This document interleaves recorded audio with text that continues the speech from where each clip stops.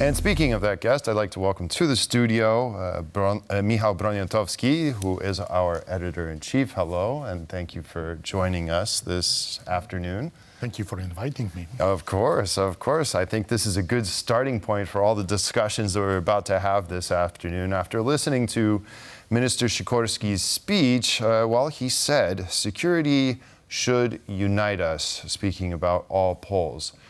It seems to me that security does unite Poles. However, after listening to the whole entire speech, there is quite a different vision for conducting foreign policy by this new government. Well, let's start there. What do you think the most significant changes to Polish foreign policy and the way they're conducted will be? Well, Minister Sikorski was talking. A large part of his speech was designed to explain what he think was wrong with the policy of his predecessors at the ministry, and what are his plans, how to change it.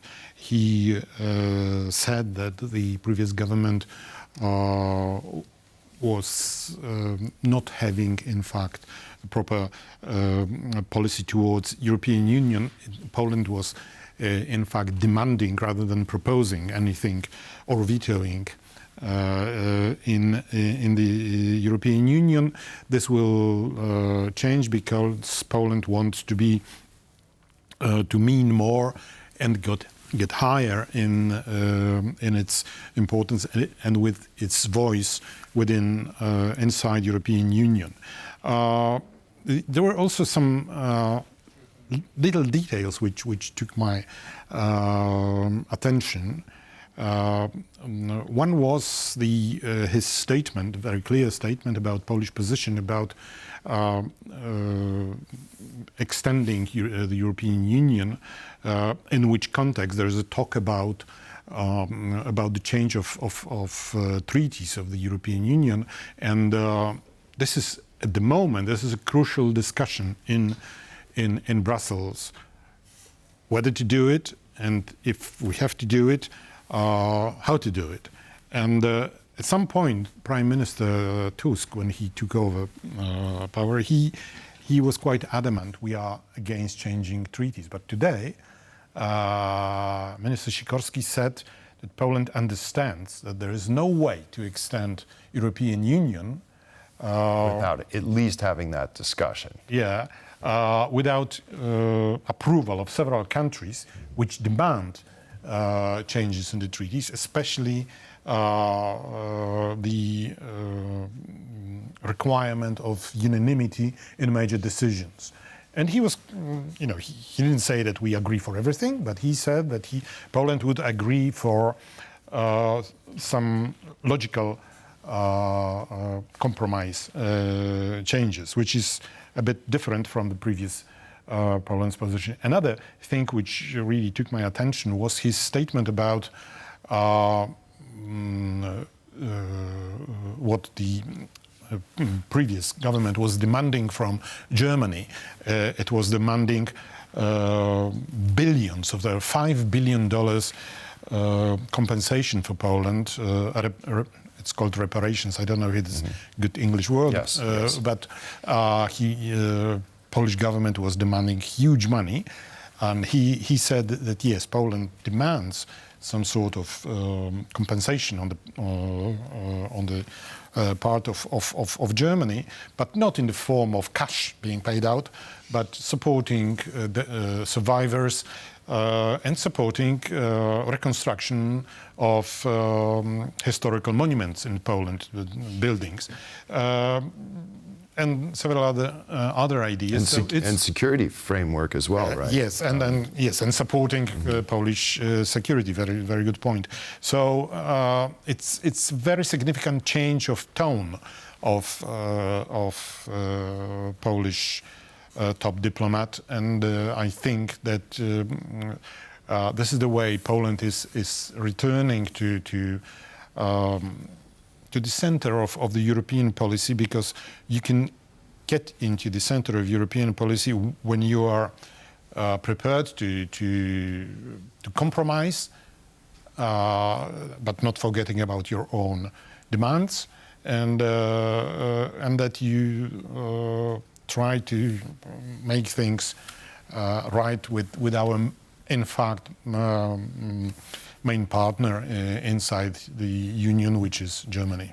Right, in some ways rejoining the European family in proper. Yes. Indeed, indeed. We have a soundbite actually from Mr. Sikorski, and I'd like us to listen to that now. Musimy stanąć w prawdzie. Let's be honest, the last 8 years of Polish foreign policy were a series of poor ideas, misguided assumptions and negligence. Złych pomysłów, błędnych decyzji i zaniechań. Yeah, so that was just a follow-up to what you were saying, the previous government, indeed, the comment that he made. It was quite blunt, I thought, that it was 8 years of erroneous decisions. I wanted to follow up, actually, on this suggestion or decision that he's making in terms of reforming the diplomatic service, because at the end of the day, it is the diplomats that are actually sent out and they actually implement the practical decisions that are made here in Warsaw. So would you be able to actually give us a little bit of insight as to what kind of changes are going to be made in terms of that legislation? In Polish legislation? In terms of the ambassadors, because there is going to be some reforms that are going to be made.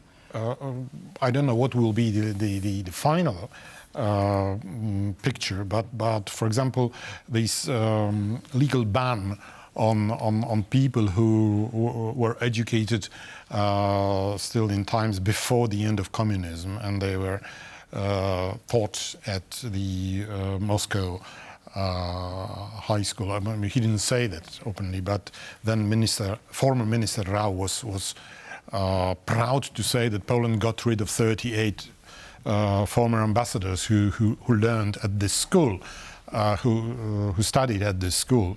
The thing is that many of them are responsible, are the mainstays of our return to Europe, of our coming back to, joining NATO, joining European Union and re-entering Europe. So this paranoia of the former government about the links with Russia will have to be stopped. The choice or selection of ambassadors should not be political decision or just decision for the same for everybody, but has to be done on merit. Yes, he was very, very critical about what the previous government did to the foreign ministry, from staffing it with incompetent people, not speaking foreign languages, wasting money, not developing infrastructure. Current rules, internal rules of foreign ministry, which were inherited from the previous government, remove the requirement for ambassadors to speak 2 languages. Can you imagine? No, I can't. Okay, well, just before we go here, there's actually something that entered this large speech, this long speech made by Foreign Minister Sikorski, and that is about TVP World. Did you pick up on that? I didn't expect to be, to be named in this speech, but yes, TVP World has a mission. TVP World needs to be able to explain to the rest of the world, and especially Western world, what happens here in Poland, but not only in Poland, but also in the region. What happens, and when we talk about region, of course, what happens in Ukraine, because what happens in Ukraine is not a regional domestic issue. This is the world issue, and so we are best positioned, in fact, of all places in this part of the world to explain to the world the situation in Ukraine, and the fact that without Ukraine's victory, we are all under big threat. So we need to give them the world information about what's going on here. We need to give the world the context, because this is important. Without context, they will not understand why it is important.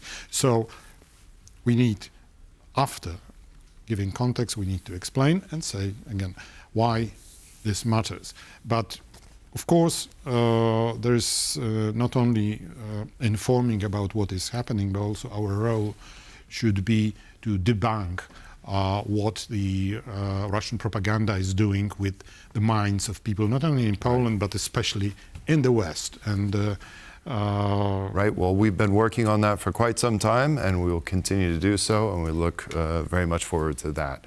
Well, Mr. Michał Broniatowski, our boss and editor-in-chief, thank you very much for joining us, and we appreciate it.